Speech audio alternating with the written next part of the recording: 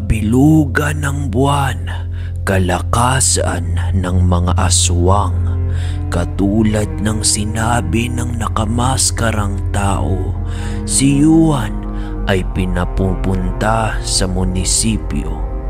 Kapalit ang buhay ni Mayor Nebkero.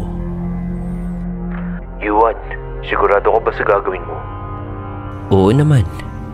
Basta, nandito lang ako Kapag talaga may nangyari sa'yong hindi maganda, sinasabi ko sa'yo. Ayan ka na naman. Panira ka na naman ng plano. Kasi naman, alam mo namang nag-aalala ako sa kapatid ko. Mamaya, hindi maging maganda yung resulta ng gagawin mo. Kaya to the rescue ako lagi. Parang nung huli mong ginawa yan, lalong nasira ang resulta ng plano ko. Sorry na. Sige na. Hindi na. Basta, ipangako mo lang sa akin na lalabas ka diyang buhay Hindi lang buhay. After nito, ano gusto mo kainin? Siguradong gutom na gutom ka niyang pagkatapos. Ano ba? Di Angel's Pizza. Copy that, Hirang. At nang makapasok si Yuan, kusang nagsara ang mga bintana at pintuan.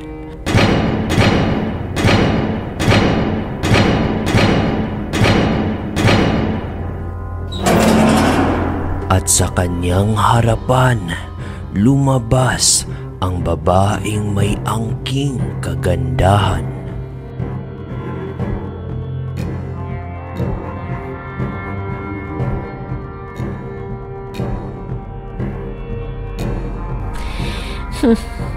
Yuan Pedro, totoo nga ang balita. Ang iyong kagwapuhan na hindi mapagkakaila. Makisig, misteryoso. Pwede mo bang tanggalin ang nakabalot sa katawan mo? Gusto kitang kainin ng buo. Kung ano man ang mga sasabihin mo na walang koneksyon sa tunay na pakay nyo, huwag mo nang ituloy dahil wala akong panahong makipaglokohan sa'yo. Easy, darling. Masyado kang mainit. Nasaan si Mayor? Pakawalan niyo siya. Pero yan ang tipo ko. Yung pakipot at matigas. Ipapakita rin namin siya sa'yo. Pero bago ang lahat, hayaan mo munang makipagkilala ko sa'yo.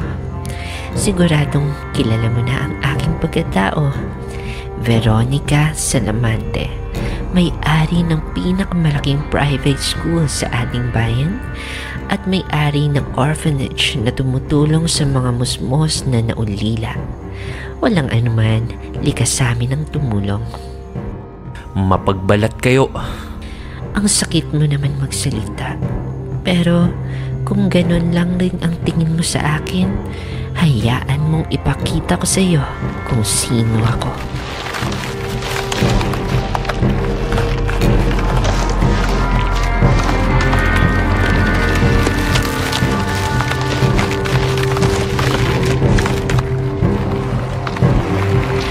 Ako si Verushka, isa sa pinakamalakas na kubot, lahi ng mga babaeng aswang.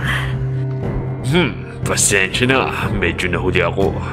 Gustavio Pantuan, hindi ako nagkaroon ng pagkakataong magpakilala sa iyo ng maayos noon. Ikinagagalak kong makita ka muli. Pero ngayon, bago mo makita ang iyong Mayor Nebkero, magsawa ka sa mga aswang na ito.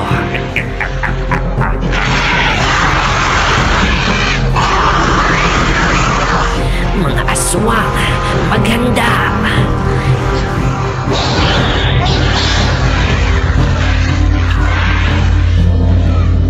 Buong buhay akong naghanda upang matapos na ang lahat ng ito. Kung gano'n, ito na ang katapusan mo. Sugod!